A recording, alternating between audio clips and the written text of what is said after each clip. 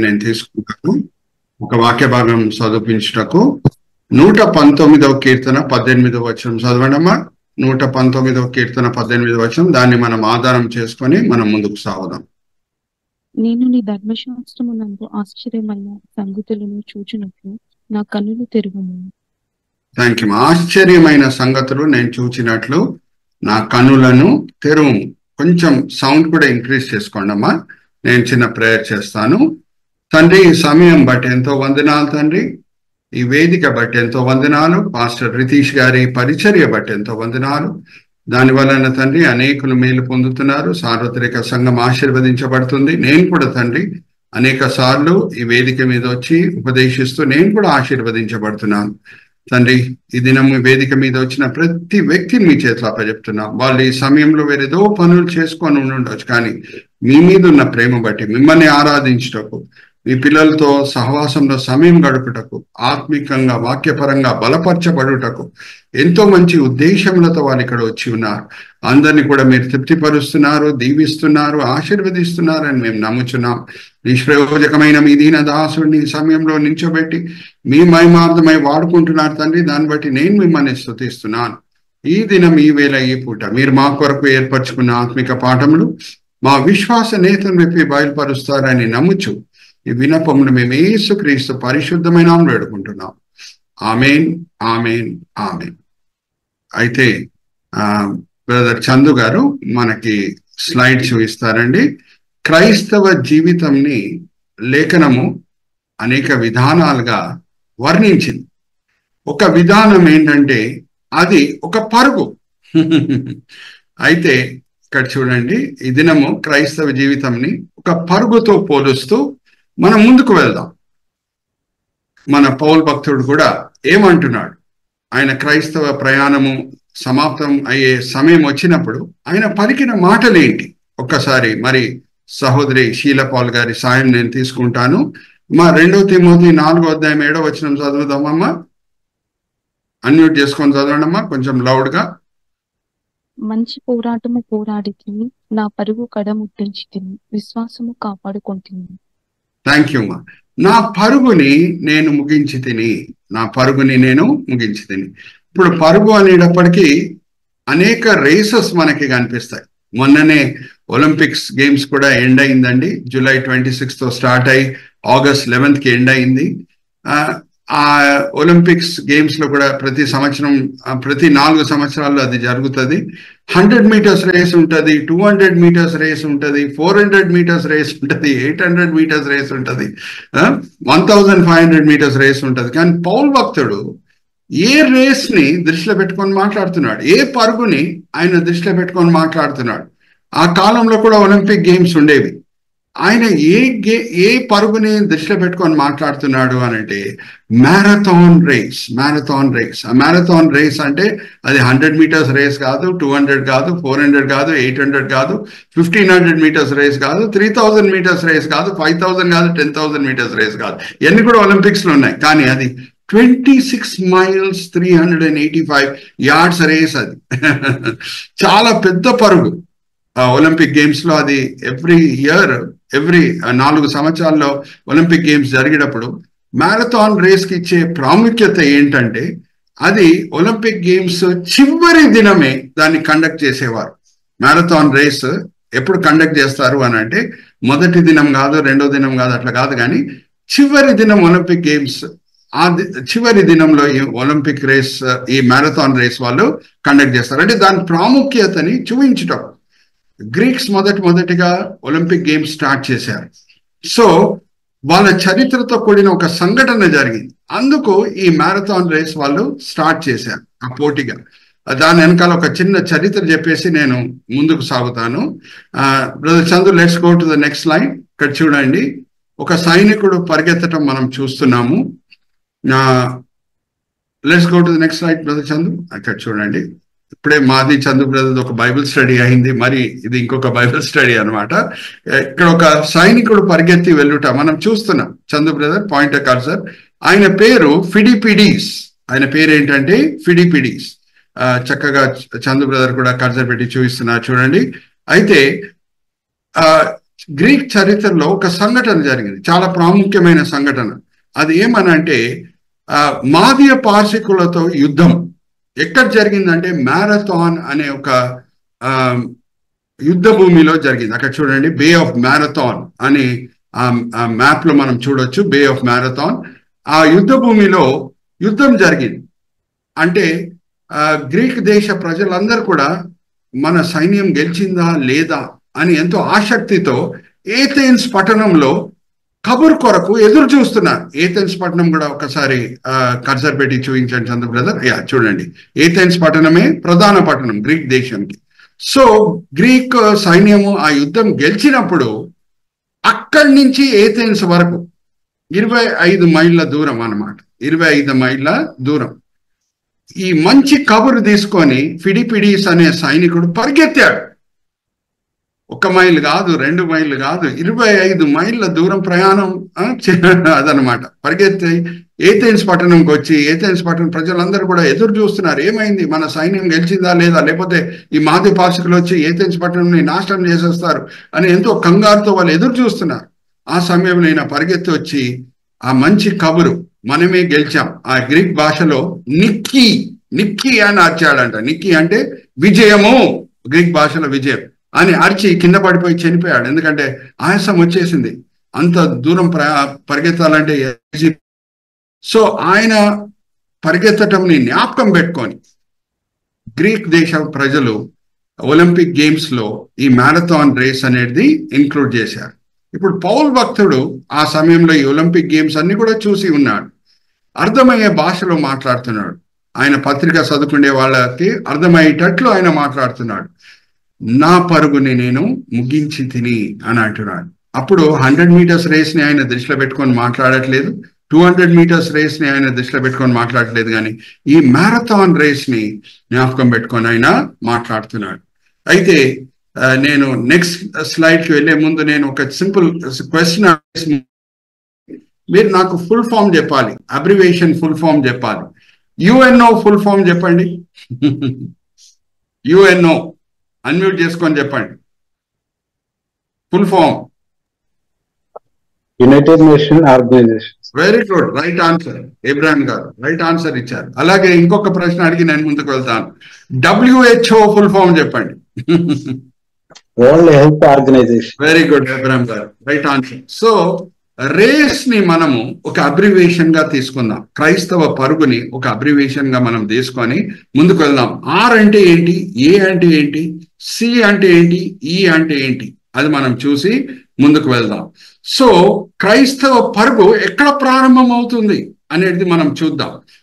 Let's go to the next slide Chandu brother. ఎక్కడ ప్రారంభం అవుతుంది అని అంటే విత్ రిపెంటెన్స్, మారు మనస్తో క్రైస్తవ ప్రయాణం, క్రైస్తవ పరుగు ప్రారంభం అవుతుంది. ఇక్కడ చూడండి, పౌలు అవ్వలేదు, ఆ సమయంలో సౌలు అయి ఉన్నాడు. తార్సుస్ పట్టణంకి చెందిన సౌలు, క్రైస్తవులని హింసించే సౌలు, క్రైస్తవులని ద్వేషించే సౌలు, క్రైస్తవులని హింసించుటకు యెరూషలేం నుంచి దమస్కి పట్టణంకి వచ్చే సమయంలో ఆయన ఎలాగా మారు మనసు పొందాడో మనం చూస్తున్నాం. యేసుక్రీస్తు ప్రభువారు ఆయన కనిపించి అడిగిన ప్రశ్న ఏంటంటే, సౌలా సౌలా నువ్వు నన్నెందుకు హింసిస్తున్నావు? మనకందరు కూడా తెలుసు, అపోస్తల కార్యం 9వ అధ్యాయం 3వ వచనం నుంచి 6వ వచనం. సహోదరి షీలా పాల్ గారు ఒకసారి చదివినిపించండి అమ్మా. అతడు ప్రయాణము చేయుచు దమస్కు దగ్గరకు వచ్చినప్పుడు అకస్మాత్తుగా ఆకాశం నుండి ఒక వెలుగు అతనికి చుట్టూ ప్రకాశించింది. అప్పుడు అతడు నేల మీద పడి, సౌలా సౌలా నీవేళ నన్ను హింసించుచున్నావని తనతో ఒక స్వరము పలుకుట వినెను.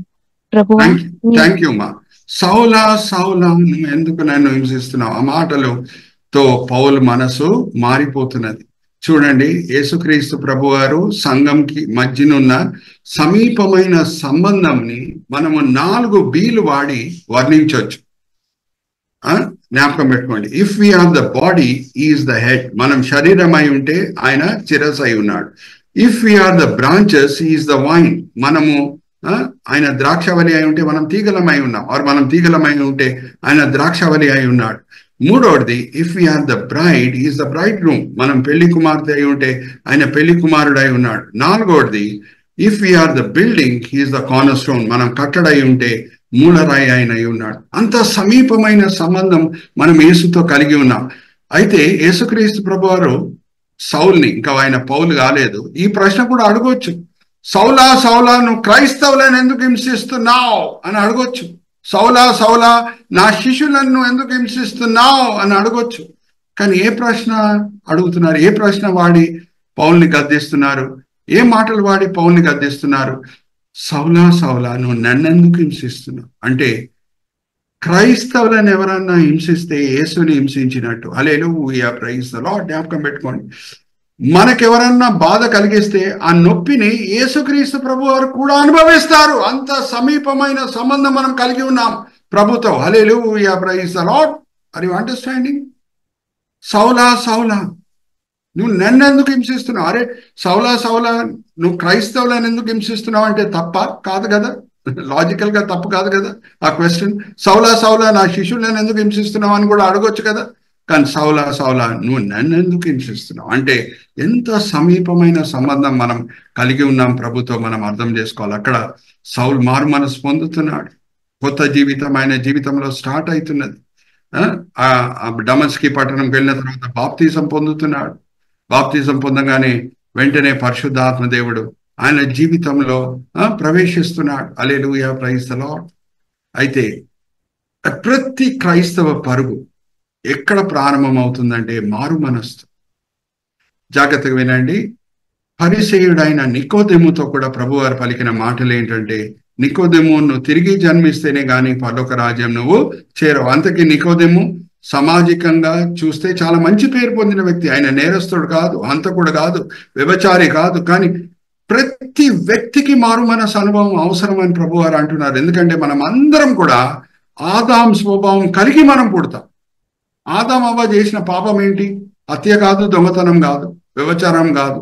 మరి వాళ్ళ పాపం ఏంటి? వాళ్ళ పాపం ఏంటంటే మా జీవితం మా ఇష్టానుసారంగా మేము జీవిస్తాం అనే ఆ కోరిక.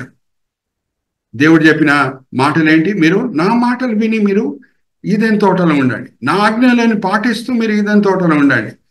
అమ్మా, సృష్టికర్త అయిన దేవునికి, మీరు అన్మ్యూట్ చేసుకొని ఆన్సర్ ఇవ్వండి, సృష్టికర్త అయిన దేవునికి అధికారం లేదా ఆదాం అవ్వ దగ్గర విధేయత ఆశించుటకు? ఆయనే కదా సృష్టించాడు వాళ్ళని. Give me yes or no. Unmute చేసుకున్నా చెప్పండి.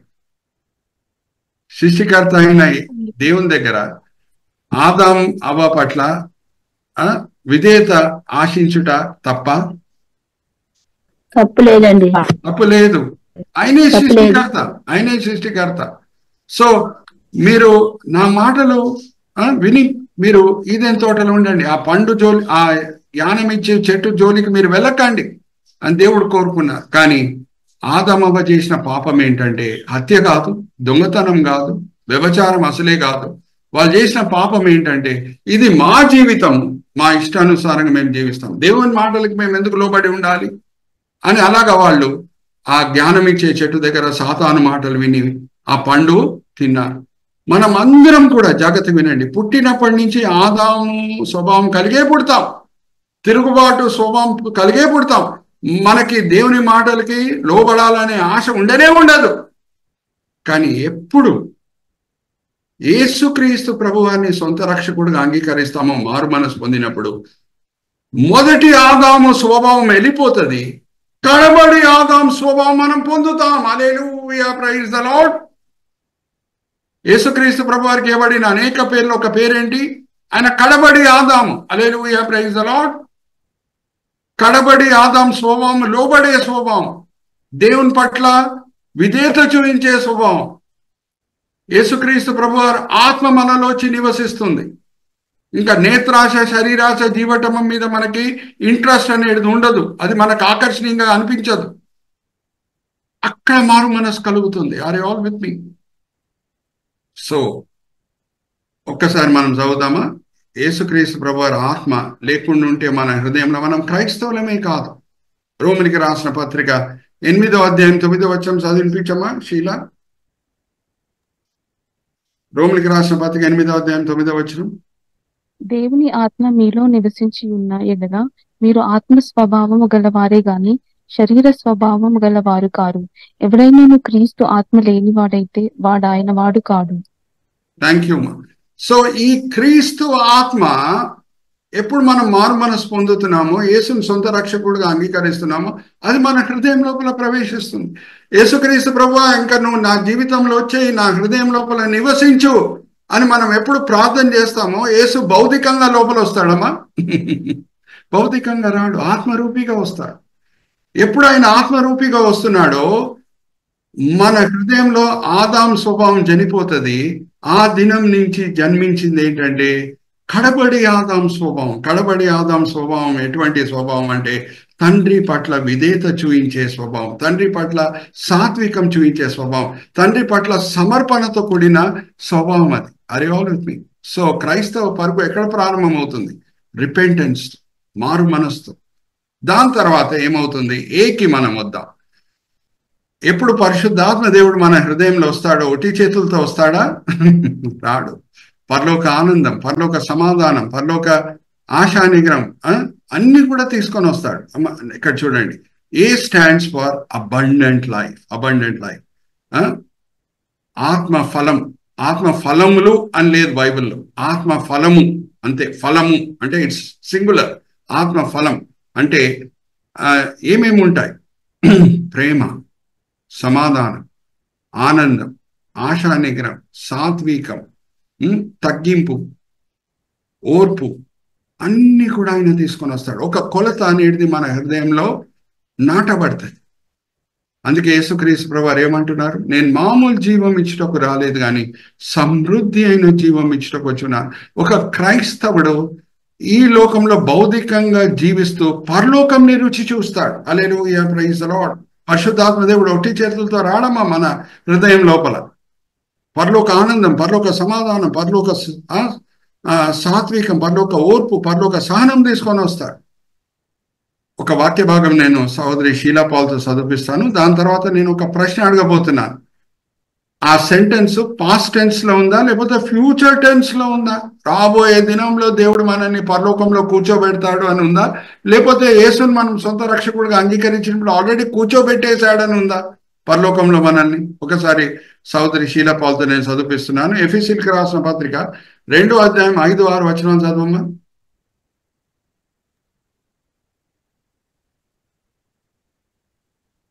ఎఫెసీయులకు రాసిన పత్రిక 2వ అధ్యాయం 5-6 వచనం. అయినను దేవుడు కరుణా సంపన్నుడై ఉండి మనము మన అపరాధముల చేత చచ్చిన వారమై ఉండినప్పుడు సైతము మన ఎడల చూపిన తన మహా ప్రేమ చేత మనలను క్రీస్తుతో కూడా బ్రతికించెను.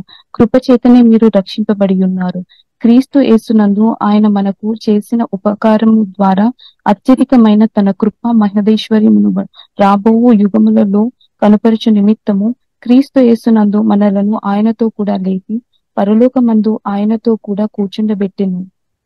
పరలోకంలో ఆయనతో పాటు కూర్చోబెట్టాను అని ఉందా? రాబోయే దినంలో కూర్చోబెడతాడని ఉందా? Give me answer. Past tense. Past tense, right answer brother Ibrahim. అంటే దాని అర్థం ఏంటి?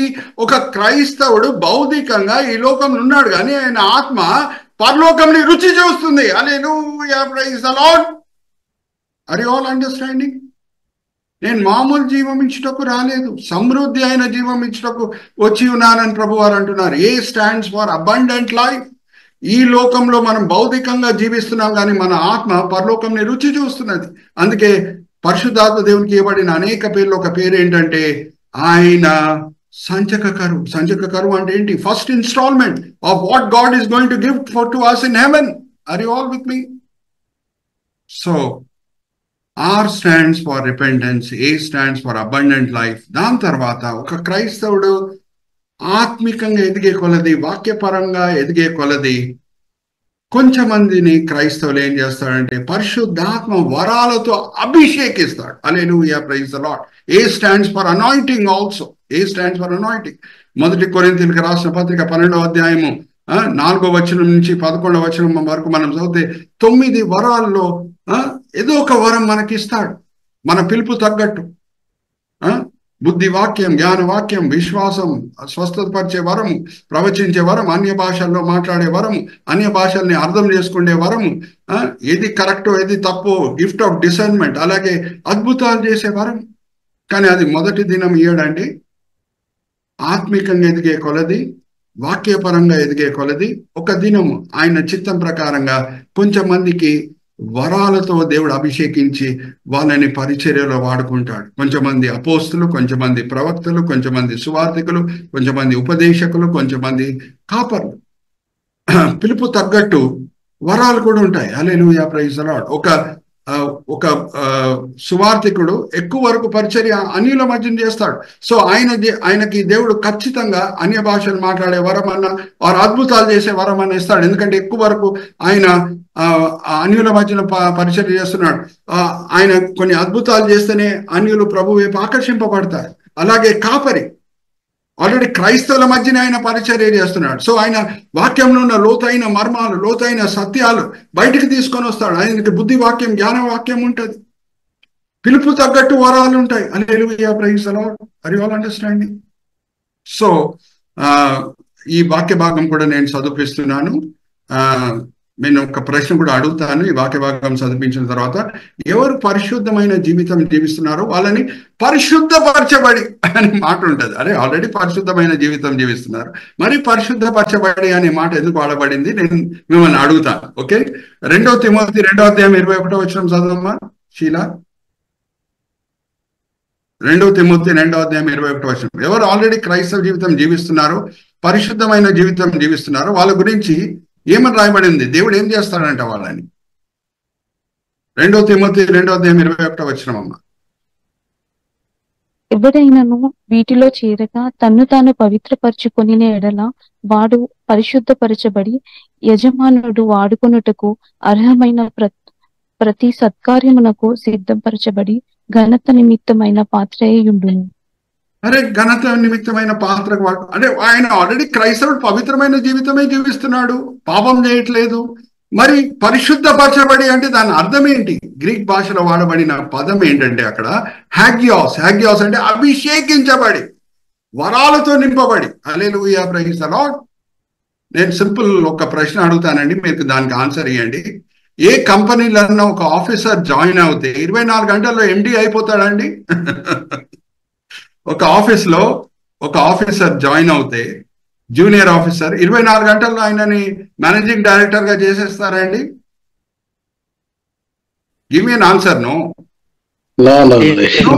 సో అలాగే ఒక క్రైస్తవుడు మారు మనసు పొందినప్పుడు పరిశుద్ధాత్మ ఫలము ఆయన జీవితంలో ప్రవేశిస్తుంది. కానీ వరాలు ఆయన ఆత్మికంగా ఎదిగే కొలది, వాక్యపరంగా ఎదిగే కొలది, యేసు గురించి ఎక్కువగా తెలుసుకునే కొలది, బైబిల్ గురించి బోధించే స్థాయికి వచ్చినప్పుడు వరాలతో అభిషేకించి ఈ 5 పరిచర్యల్లో ఏదో ఒక పరిచర్యలో దేవుడు ఆయనను వాడుకుంటాడు. మరి చెప్తున్నా, కొంచెమంది అపోస్తులు, కొంచెమంది సువార్థికులు, కొంచెమంది ప్రవక్తలు, కొంచెమంది ఉపదేశకులు, కొంచెమంది కాపర్లు. Are you all with me? So R stands for repentance, A stands for anointing and abundance. Okay, abundant life and anointing. What does C stand for? C ఏంటి మనం చూద్దాం. Let's go to the next slide Chandu brother. క్రైస్తవ పరుగులో దీనికంటే ముందు brother, conform to the image of Christ. యేసు రూపంలో మనల్ని మార్చుట. పరిశుద్ధాత్మ దేవుడు ఏం చేస్తాడు అని అంటే, మన జీవితంలో వచ్చినప్పుడు అవును ప్రేమ ఉంటుంది, సమాధానం ఉంటుంది, ఆశానిగ్రహం ఉంటుంది, సాత్వికం ఉంటుంది, ఓర్పు ఉంటుంది, సహనం ఉంటుంది, అన్ని కూడా ఉంటుంది. కానీ యేసు అంత సహనము, యేసు అంత ఆశానిగ్రహము, యేసు లాంటి తగ్గింపు ఆ స్టేజ్కి మనం ఇంకా మారు మనసు పొందినప్పుడు రాము. దాని కొలత ఎప్పుడు పెరుగుతుంది? యేసుతో నడుచుకునేటప్పుడు, యేసుతో నడుచుకునేటప్పుడు, యేసుతో నడుచుకునేటప్పుడు. ఒకసారి చదువుదామమ్మా. విశ్వాసం చేత మనం రక్షణ పొందుతున్నాం, కానీ దాని తర్వాత ఆ విశ్వాసంకి మనం ఏం అమర్పరచుకోవాలనేది పౌలు భక్తుడు చక్కగా రాస్తున్నాడు. ఒకసారి పేతురు రాస్తున్నాడు. ఒకసారి తీయండమ్మా. 2 పేతురు మొదటి అధ్యాయము 7వ వచనం నుంచి చదవండి అమ్మా. ఏమేమి మనం అమర్పరచుకోవాలి విశ్వాసంకి? విశ్వాసం వల్ల మనకు రక్షణ వచ్చింది, కానీ ఏమేమి ఇంకా రావాలి మన జీవితంలో? భక్తి అందు సహోదర ప్రేమను అమ్మా సహోదర 5వ వచనం నుంచి చదవండి అమ్మా. ఆ హేతువు చేతనే మీ మట్టుకు మీరు పూర్ణ జాగ్రత్త గల వారై మీ విశ్వాసమునందు సద్గుణమునందు జ్ఞానమునందు ఆశా నిగ్రహమునందు సహనమునందు భక్తి అందు సహోదర ప్రేమయందు దయను అమర్చుకొనుడి. హల్లెలూయా, ప్రైజ్ ది లార్డ్. ఇదంతా కూడా అడుగు బై అడుగు, మెట్టు బై మెట్టు ఒక క్రైస్తవుడు పొందుతాడు. యేసు లాంటి సహనం, యేసు లాంటి దయ, యేసు లాంటి సహోదర ప్రేమ ఎలాగొస్తుంది? 2000 సంవత్సరాలుగా పరలోక తండ్రి ఒకటే ఒక విధానం వాడుతున్నాడు. ఆ పిక్చర్ నేను మీకు చూపిస్తున్నా చూడండి. సిల్వ మోయటం చేత పరిశుద్ధాత్మ శక్తితో. హల్లెలూయా, ప్రైజ్ ది లార్డ్. ఎప్పుడు మనం నమ్మకంగా సిల్వ మోస్తామో పరిశుద్ధాత్మ శక్తితో మెల్లంగా యేసు లాంటి సహనం, యేసు లాంటి ఓర్పు, యేసు లాంటి ఆశా నిగ్రహం వస్తూనే ఉంటది. సిల్వ మోయటం అంటే ఏంటండి? అప్పుడప్పుడు అబద్ధాలకి గురి అవుట, అవమానాలకి గురి అవుట. ఇక్కడ చూడండి, ప్రకటన గ్రంథంలో మనం గమనిస్తే 2-3 అధ్యాయాల్లో ప్రభువారు 7 సంఘాలతో మాట్లాడుతున్నారు. 7 సంఘాలతో మాట్లాడినప్పుడు ఒక్కొక్క సంఘంలో సమస్యలు వేరే వేరే రకంగా ఉంటాయి, విషయాలు వేరే వేరే రకంగా ఉంటాయి. కానీ 7 సంఘాలతో మాట్లాడినప్పుడు ఒక్క మాట మాత్రము ప్రతి సంఘంతో వాడతాడు. జయించువాడు. ఇక్కడ చూడండి, 2వ అధ్యాయం 7వ వచనం, 2వ అధ్యాయం 11వ వచనం, 2వ అధ్యాయం 17వ వచనం, 2వ అధ్యాయం 26వ వచనం, 3వ అధ్యాయం 5వ వచనం. బ్రదర్ చంద్ర పాయింట్ ఎక్కారు సార్. 3వ అధ్యాయం 12వ వచనం, అలాగే 3వ అధ్యాయం 21వ వచనం. ప్రతి సంఘంతో ప్రభువారు మాట్లాడిన మాటలు వేరే వేరేగా ఉంటాయి, కానీ ఒక్క మాట మాత్రం కామన్ గా ఉంటది. అది ఏంటంటే జయించువాడు. ఎవరండి జయించువాడు? నా వలే జయించువాడు అని అంటారు ప్రభువారు. ఒకసారి చదవమ్మా, 3వ అధ్యాయం 21వ వచనం చదవమ్మా, ప్రకటన గ్రంథం. నేను జయించి నా తండ్రితో కూడా ఆయన సింహాసనం నందు కూర్చుండి ఉన్న ప్రకారం జయించు వాణిని నాతో కూడా నా సింహాసనం నందు కూర్చుండనిచ్చేదను. థ్యాంక్ యూ మా. నేను జయించి ఎలాగా తండ్రి సింహాసనం పక్కన కూర్చొనున్నాను, అలాగే జయించు వానికి నేను ఆ అర్హత ఇస్తాను. నా పక్కన కూర్చోబెట్టి దేవదూతలు కూడా తీర్పిచ్చుటకు నేను అర్హత ఇస్తాను అని ప్రభువారు అంటున్నారు. అయితే జయించువాడు ఎవడు? అరే నేను జయించినట్టు అని అంటున్నారు. మరి యేసుక్రీస్తు ప్రభువారు సామాజికంగా ఓడిపోయాడు కదా. ఒకసారి ఆలోచించండి. లూకా సువార్త 23వ అధ్యాయం 23వ వచనం. ఆయన శత్రులే గెలిచినట్టు ఉంటది. యేసు ఓడిపోయాను. పొంతి పిలాతు ప్రభువారిని విడుదల చేయాలని కోరుకున్నప్పుడు వాళ్ళు కేకలు వేసిరంట యేసుని సిలువ వేయాలని. అప్పుడు ఏం జరిగిందంట? ఒకసారి చదవమ్మా, లూకా సువార్త 23వ అధ్యాయం 23వ వచనం. అయితే వారు ఒకే పట్టుగా పెద్ద కేకలు వేసి వీనిని సిలువ వేయమని అడుగగా వారి కేకలే గెలిచెను. అరే వాళ్ళ కేకలే గెలిచెను. యేసు ఓడిపోయాను, సామాజికంగా సిలువ వేయబడేను. మరి యేసు ఏమంటున్నారంటే నేను జయించి. అంటే జాగ్రత్తగా వినండి, ఒక క్రైస్తవుడు ఎప్పుడు అన్యాయంకి గురి అవుతాడో, అబద్ధాలకి గురి అవుతాడో, దెబ్బకి దెబ్బ కొట్టకుండా అన్నీ తండ్రి చేతిలో అప్పజెప్పేసి శత్రువులని శమిస్తాడో అదే నిజమైన జయం. Hallelujah, praise the Lord. Are you understanding? అదండి నిజమైన జయం. నా ఆలోచనలు మీ ఆలోచనలు లాంటివి కావు అని ప్రభువారు అంటారు. యెషయా గ్రంథం 55వ అధ్యాయం 8-9 వచనాలు మనం చదివితే, ఆకాశం ఇంకా ఎత్తైన చోటలో ఎలాగుందో అలాగ నా ఆలోచనలు మీ ఆలోచనలతో పోలిస్తే ఎత్తైన చోటలో ఉంది. సామాజికంగా యేసు అందరి దృష్టిలో ఓడిపోయినట్టు మనకు అనిపిస్తున్నది, కానీ తండ్రి దృష్టిలో గెలిచాడు. హల్లెలూయా, ప్రైజ్ ది లార్డ్. దెబ్బకి దెబ్బ కొట్టలేదు. ఒక్కసారి ఈ వాక్య భాగం కూడా చదువుకుందాము అమ్మా. మొదటి పేతురు 2వ అధ్యాయము 18వ వచనం నుంచి చదవమ్మా, 23వ వచనం వరకు. మనం యేసు దారిలో నడుచుకోవాలి. అదే విజయము మనకి కలిగించే దారి. దేవుని దృష్టిలో విజయవంతమైన దారి అది. ఆయన అడుగుజాలలో మనం నడుచుకోవాలి. 1 తిమోతి 2వ అధ్యాయం 18వ వచనం. అప్పుడప్పుడు అన్యాయంకి మనం గురి అవుతూ ఉంటాం, అబద్ధాలకి మనం గురి అవుతూ ఉంటాం. వంశపారంపర్యమైన మీ వ్యర్థ ప్రవర్తనను విడిచిపెట్టునట్లుగా వెండి బంగారముల వంటి మొదటి పేతురు 2వ అధ్యాయము 18వ వచనం నుంచి. పనివారలారా, మంచివారును సాత్వికులునైన వారికి మాత్రము కాక ముష్కరులైన మీ యజమానులకును పూర్ణ భయముతో లోబడి ఉండుడి. ఎవడైనను అన్యాయముగా శ్రమ పొందుచు దేవుని గూర్చిన మనస్సాక్షి కలిగి దుఃఖము సహించిన ఎడల అది హితమగును. అన్యాయంకి గురి అయి దుఃఖంని సహించిన ఎడల అది దేవుని దృష్టిలో హితమవును. తప్పిదమునకై దెబ్బలు తిన్నప్పుడు మీరు సహించిన ఎడల మీకేమి గనము? మేలు చేసి దెబ్బలు తిని అప్పుడు సహిస్తే దాంట్లో ఏం గొప్పతనం ఉంది? మేలు చేసి బాధపడినప్పుడు మీరు సహించిన ఎడల అది దేవునికి హితమగును. ఇందుకు మీరు పిలువబడితిరి. సువార్త బోధించడం కూడా మీరు పిలువబడితిరా? నాకు లేఖనంలో ఎక్కడన్నా కనిపిస్తే మీకు చూపిస్తాను, కానీ ఇందుకు సిల్వ మోయటకు మీరు పిలువబడితిరి అనే మాట మాత్రం నేను మీకు చూపించగలుగుతాను. ఇంకా చదవమ్మా. క్రీస్తు కూడా మీ కొరకు బాధపడి మీరు తన అడుగుజాడల యందు నడుచుకున్నట్లు మీకు మాదిరి ఉంచిపోయెను. ఆయన పాపము చేయలేదు, ఆయన నోట ఏ కపటమును కనబడలేదు. ఆయన దూషింపబడి బదులు దూషింపలేదు. ఆయన శ్రమ పెట్టబడి బెదిరింపక న్యాయముగా తీర్పు తీర్చు దేవునికి తన్ను తాను అప్పగించుకొనెను. నిజమైన విజయం. హల్లెలూయా, ప్రైజ్ ది లార్డ్. ఇది నిజమైన విజయం దేవుని దృష్టిలో. అమ్మా, మొదటి పేతురు మీకు అందరు కూడా హోంవర్క్ ఒకసారి చదవండి. దాని తర్వాత పాస్టర్ రితీష్ గారి ద్వారా నాకు ఆన్సర్స్ పెట్టండి, స్క్రిప్చర్ రెఫరెన్సెస్ ఎక్కడ ఉన్నాయని. 5 కారణాల వలన మనం అన్యాయంకి అబద్ధాలకి గురి అవుతామంట. 5 సోర్సెస్ ఉన్నాయి. ఈ 5 సోర్సెస్ నేను మీ ముందు తీసుకొని వస్తున్నాను. ఈ 5 సోర్సెస్ లో ఉన్న సామాన్యమైన విషయము ఏంటో మీరు నాకు చెప్పాలి. ఎవరు ద్వారా మనం అన్యాయంకి అబద్ధాలకి గురి అవుతాము? మొదటిగా, రక్షణ లేని పొరుగువాడు. రెండవది, రక్షణ లేని ప్రభుత్వం.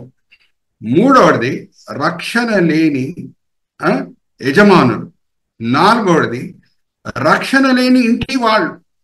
ఐదవది, రక్షణ లేని పాత స్నేహితులు. వాళ్ళు కూడా గెలి చేస్తారు. ఇప్పుడు వాళ్ళతో పాటు మనం సినిమాలకు వెళ్ళాం కదా, బీరు విస్కీ దాగం కదా, రక్షణ పొందిన తర్వాత వాళ్ళు గెలి చేస్తారు. ఓకే, మరి చెప్తున్నా ఈ 5 గుంపులు ఏంటో. రక్షణ లేని పొరుగు వాళ్ళు, రక్షణ లేని ప్రభుత్వము, రక్షణ లేని యజమానులు, రక్షణ లేని ఇంటి వాళ్ళు, రక్షణ లేని పాత స్నేహితులు. ఇప్పుడు ఈ 5 గుంపుల్లో ఉన్న 2 సామాన్యమైన విషయం ఏం చెప్పండి అమ్మా? మీరే చెప్పాలన్నా, అన్మ్యూట్ చేసుకొని చెప్పండి. చెప్పాలి, ఇంత చెప్పా, అన్మ్యూట్ చేసుకోండి. 5 గుంపులు నేను తీసుకొని వచ్చాను కదా. ఈ 5 గుంపుల్లో ఉన్న 2 సామాన్యమైన విషయాలు ఏంటి? What are the 2 common things observed in this 5 sources? Tell me. Ibrahim garu కూడా నిశ్శబ్దంగా ఉన్నారే. షీలా పాల్ గారు కూడా నిశ్శబ్దంగా ఉన్నారు. అమ్మా, మనం అందరం ఇక్కడ నేర్చుకోవడానికే వచ్చి ఉన్నాం. పొరుగు స్నేహితులు. ఈ 5 గుంపుల్లో ఉన్న 2 సామాన్యమైన విషయాలు ఏంటంటే, ఒకటి, వాళ్ళకి రక్షణ లేదు. రెండవది, వాళ్ళు ఎప్పుడు మన చుట్టే ఉంటారు, అందుబాటులోనే ఉంటారు, సమీపంగానే ఉంటారు. సిల్వ 1 మైల్ దూరంలో ఉంటే మీరు సిల్వ మోయలేరు. సిల్వ మీ భుజంని తాకాలి. Hallelujah, praise the Lord. Are you all with me? దేవుడు అయిన సర్వ జ్ఞానం చొప్పున వాళ్ళని మన జీవితంలో అనుమతిస్తాడు. లేకపోతే ఎక్కడి నుంచి వస్తుంది యేసు లాంటి సహనం, యేసు లాంటి ఓర్పు, యేసు లాంటి ఆశా నిగ్రహం, యేసు లాంటి తగ్గింపు? Are you all with me? దేవుడు ఆయన సర్వజ్ఞానం చొప్పున వాళ్ళని మన జీవితంలో అనుమతిస్తాడు. బయట ప్రెషర్ ఉంటుంది, లోపల ప్లెషర్ ఉంటుంది. ఎందుకంటే పరిశుద్ధాత్మ ఆనందం ఎప్పుడు మన హృదయంలో ఉంటుంది. ఆర్ యు ఆల్ విత్ మీ? అందుకే పక్కన సిల్వ మోయటం పక్కన నేను ఇంకొక పిక్చర్ కూడా చూపిస్తున్నాను. జీవజలం మన హృదయంలో పొర్లుతూనే ఉంటుంది. అప్పుడు వీళ్ళు ఎంత మన పట్ల అన్యాయంగా ప్రవర్తించినా సరే మనం దెబ్బకి దెబ్బ కొట్టాం, అన్నీ మనం ఓర్చుకుంటాం. హల్లెలూయా, ప్రైజ్ ది లార్డ్. మా చిన్నప్పుడు యథార్థంగా నేను ఒప్పుకుంటున్నా, చిన్నప్పుడు ఇంజెక్షన్ తీసుకున్నప్పుడు ఏడ్చినమ్మా. మీరు కూడా ఏడ్చిండ్రా? అడుగుతున్నా మిమ్మల్ని, యథార్థంగా ఒప్పుకోండి. ఇంజెక్షన్ తీసుకున్నప్పుడు ఏడ్చిండ్రా? నొప్పి కలిగిందా? ఏడ్స్తాం లేదా? ఏడ్చినాం సార్. ఏడ్చిండ్రు. Very good, very truthful. కానీ ఈ వయసులో మనం ఏడవం కదా ఇంజెక్షన్ తీసుకునేటప్పుడు. ఎందుకు? ఇంజెక్షన్ వలన మేలేంటో మనకు అర్థమైంది కాబట్టి. సత్యం మిమ్మల్ని స్వతంత్రులుగా చేయను. హల్లెలూయా, ప్రైజ్ ది లార్డ్. ఎప్పుడు మనము సిలువ మోయటం వలన ఆత్మిక మేలు పొందుతున్నామని గ్రహిస్తామో అప్పుడు అన్యాయంకి గురి అయినప్పుడు, అబద్ధాలకి గురి అయినప్పుడు మనము సనగము, దేవునికి విరోధంగా తిరుగుబాటు చేయము, అన్ని ఓర్చుకొని సంతోషిస్తూ ముందుకు వెళ్తాము. పౌలు శీలా వలె కొరడా దెబ్బలు తిని, చెరలో వేయబడి, సంఖ్యలతో బంధింపబడి స్తుతి పాటలు పాడతాం. Hallelujah, praise the Lord. Are you all understanding? అందరికి అర్థమవుతుందమ్మా క్రైస్తవ విజయం అంటే ఏంటో, యేసు రూపంలో మార్చబడటం అంటే ఏంటో, ఆయన వలె విజయం పొందటం అంటే ఏంటో.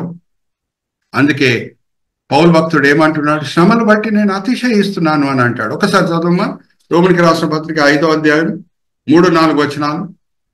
సహోదరి షీలా పాల్ గారు చదివినిపిస్తారు. రోమనికి రాసిన పత్రిక 5వ అధ్యాయం 3-4 వచనాలు.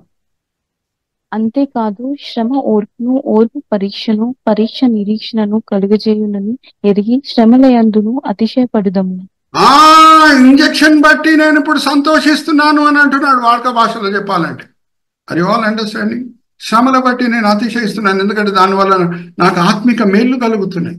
Are you all with me? So what does R stand for? Repentance. A stands for abundant life and anointing. C stands for conformed unto the image of Christ. ఇంకా లాస్ట్ ఏంటంటే ఈ ఎండ్యూరెన్స్. క్రైస్తవ జీవితం ప్రారంభం ఎంత ముఖ్యమో సమాప్తం కూడా అంతే ముఖ్యం. హల్లెలూయా, ప్రైజ్ ది లార్డ్. ఎంత ఉత్సాహంతో మన క్రైస్తవ జీవితం ప్రారంభం చేస్తామో అదే ఉత్సాహంతో మనం సమాప్తం కూడా చేయాలి.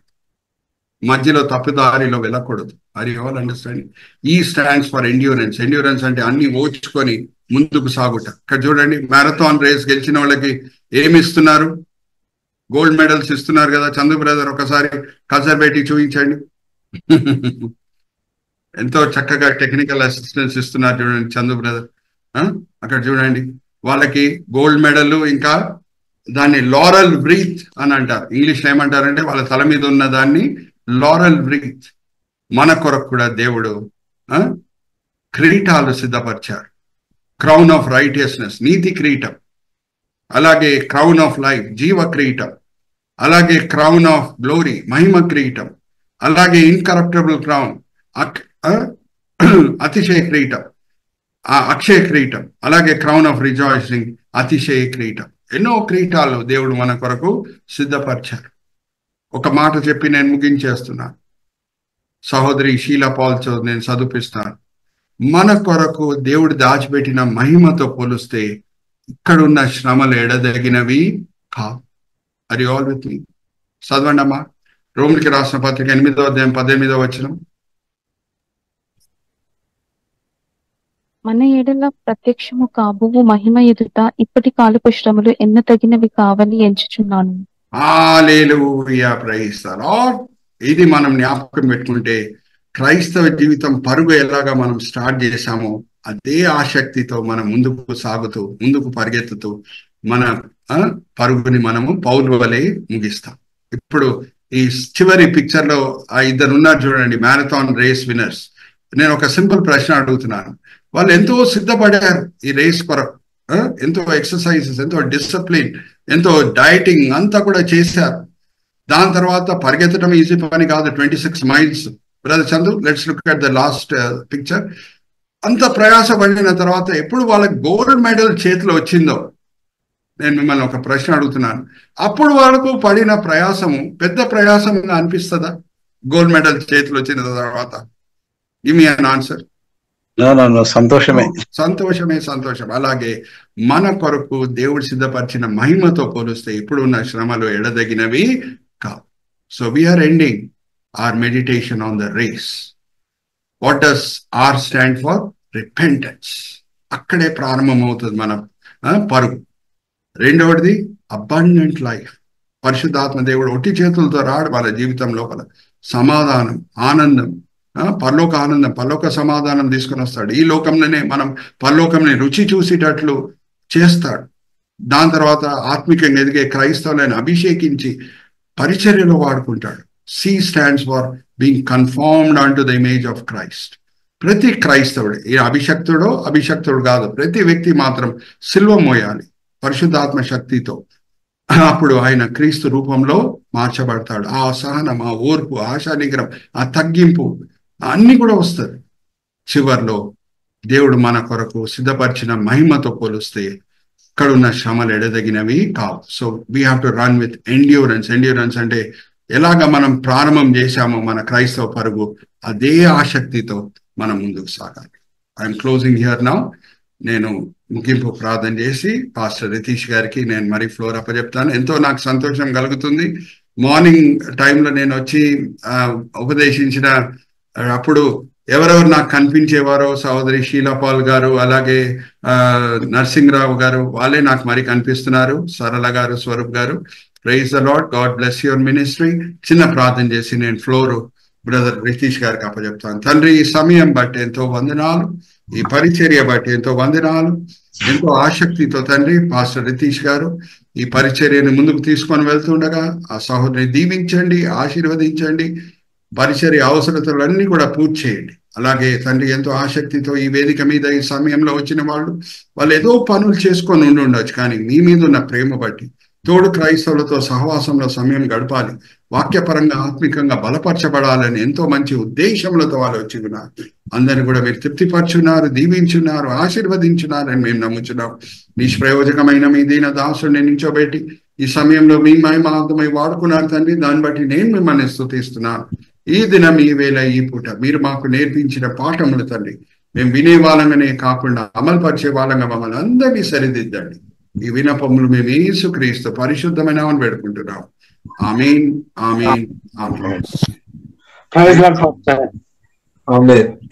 ప్రైజ్ ది లార్డ్ అండి.